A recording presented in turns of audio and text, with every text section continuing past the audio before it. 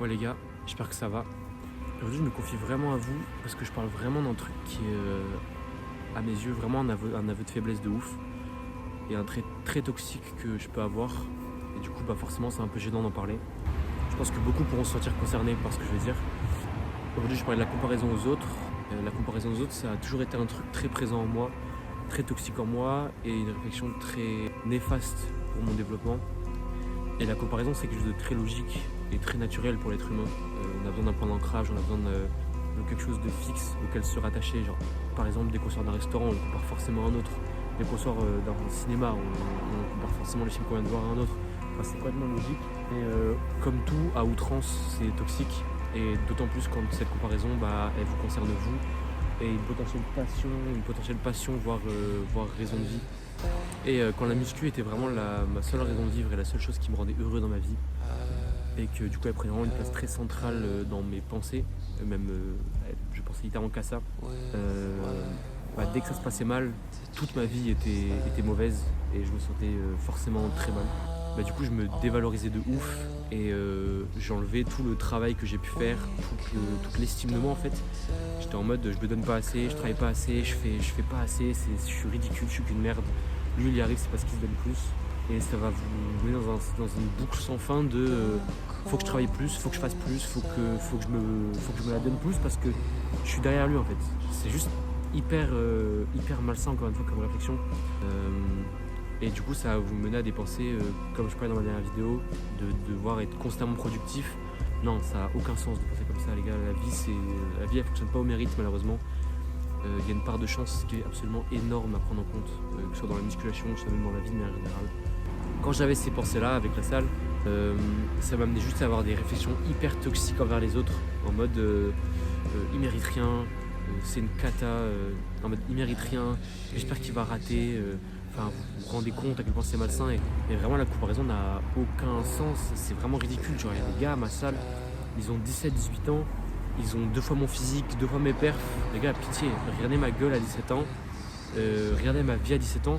On commence pas tous à la même échelle, on commence pas tous à l'endroit. Sometimes my truth is I see other people and they're doing great, they seem happy, they're doing well, and this and that. And so I don't want to be me then. I want to be them.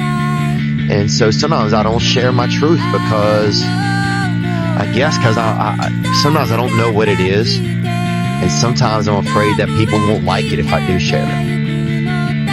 Or they'll judge me, and I don't want to be the person that's always not feeling good. That's what I had also kind of become in some ways.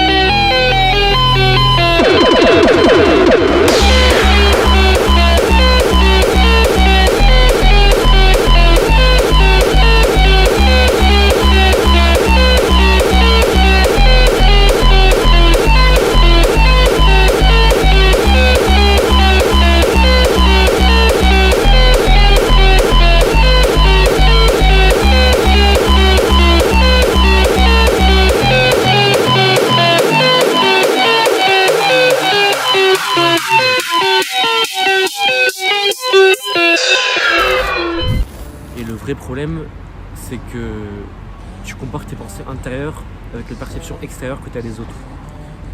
Et c'est vraiment problématique. D'autant plus avec les réseaux de nos jours, ça joue énormément. Les gars, Instagram, c'est littéralement un tableau des moments de ta vie. Et t'es là à scroller sur le tableau de ces gens-là en te disant j'ai pas ça, je fais pas ça, je suis pas comme lui. Tu sais pas ce qu'ils pensent, tu vois pas ses réflexions. On a l'exemple des youtubeurs qu'on a idolâtrés pendant je sais pas combien de temps et qui s'avèrent être des pointeurs ou des gros fils de pute. Et les réseaux, c'est vraiment un carburant pour ces réflexions-là. Parce que ça prône justement ce truc de perfectionnisme, de productivité, d'être le meilleur.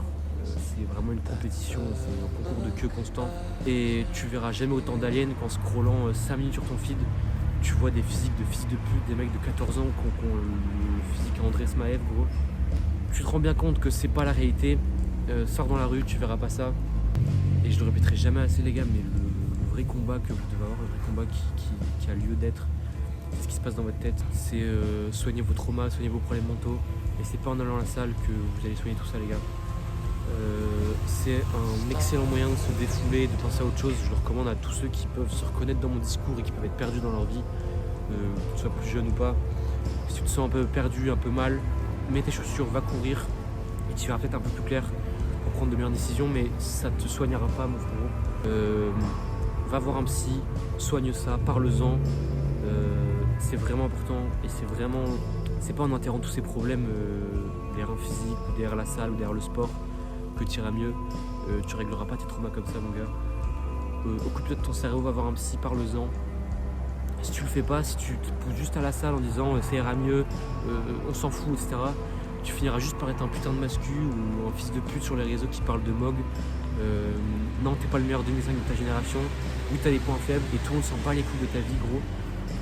Juste, voilà, va te faire soigner et intéresse-toi vraiment à ça.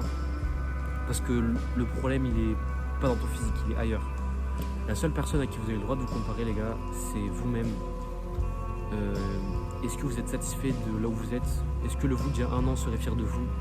Est-ce que vous atteignez les objectifs que vous étiez fixés? Est-ce que vous avancez dans le sens où vous voulez? Mais c'est la seule personne à qui vous avez le droit de vous comparer. C'est la seule personne à qui c'est important de se comparer. Pour juste avancer dans votre vie. Après, les gars, j'ai pas de conseils miracles. Je sais que je m'améliore dans ces pensées-là, mais c'est toujours pas parfait. Je l'ai encore beaucoup, mais c'est ok. Enfin, faut pas s'attendre à régler un problème aussi fort en si peu de temps. Et c'est bien beau de dire tout ce que j'ai dit, mais à ancrer dans son cerveau et à vraiment l'assimiler, c'est autre chose.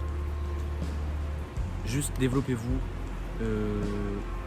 devenez quelqu'un dont vous pouvez être fier, améliorez-vous dans tous les aspects de votre vie. Et c'est déjà beaucoup et vous pourrez déjà être fier de vous.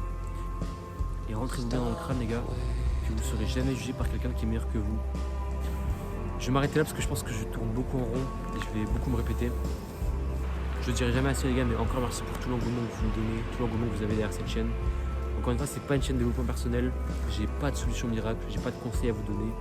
C'est juste un genre de journal intime où je donne mes réflexions, des problèmes qui peuvent être importants et surtout des situations où vous pouvez vous reconnaître peut-être. Je me dis que je fais des vidéos pour le gamin que j'ai pu être. Je sais que ça lui aurait fait beaucoup de bien d'entendre tout ça et que ça l'aurait aidé à réfléchir autrement à sa vie. Et si ça peut aider ne serait-ce qu'une personne, encore une fois, ce serait magnifique. Et